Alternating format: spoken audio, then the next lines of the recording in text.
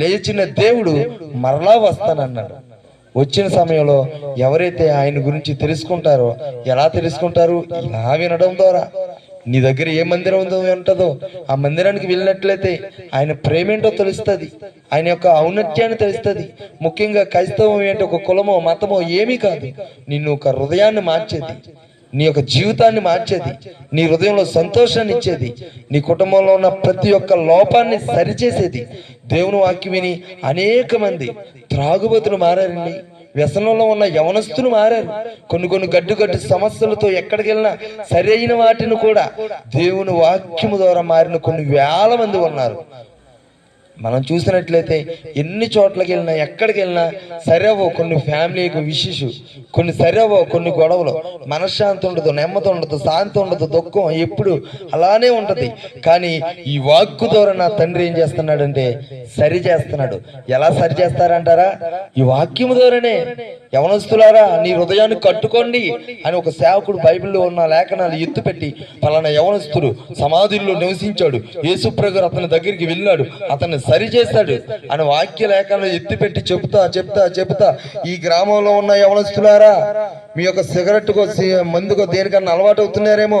నీ తల్లిదండ్రులు నీ కొరకు దుఃఖిస్తున్నారు, నీ తల్లిదండ్రులు నీ కొరకు కన్నీరు కాచుతున్నారు, నీ తల్లిదండ్రులు నీ కొరకు ఎంతగానో రోదన చేస్తున్నాడు. ఎందుకంటే నిన్ను కష్టపడి చెమటూర్చి ఒక హాస్టల్లోనో ఒక కాలేజీలోనో పెంచి ఒక చదివించి నీ కొరకు డబ్బు పెట్టి చదివిస్తున్నారంటే నువ్వు ఒక ప్రయోజకుడు అవ్వాలని, నీ తల్లిదండ్రులకు ప్రయోజనకరంగా ఉండాలి. యవనస్తురాలా, నీకు ఇచ్చిన జీవితం నీ తల్లిదండ్రులు ఒక రూపులోకి తెచ్చడానికి నిన్ను పెంచారే గాని ఈ లోకానుసారంగా వెళ్ళిపోవడానికి కాదు.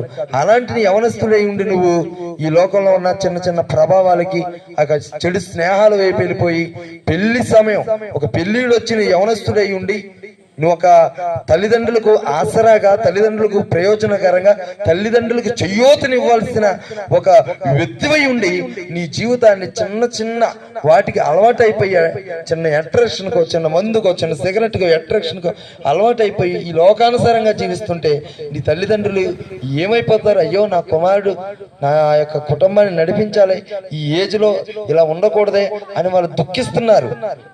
అలాగున్న యవనస్తుల గురించి మాట్లాడగా అవును కదా, నిజమే కదా, నా తల్లిదండ్రులు నా కొరకు దుఃఖిస్తున్నారని యవనస్తులు సరేనండి.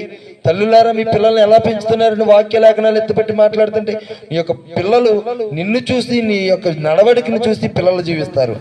ఆ విధంగా తల్లిదండ్రులు మారుతున్నారు.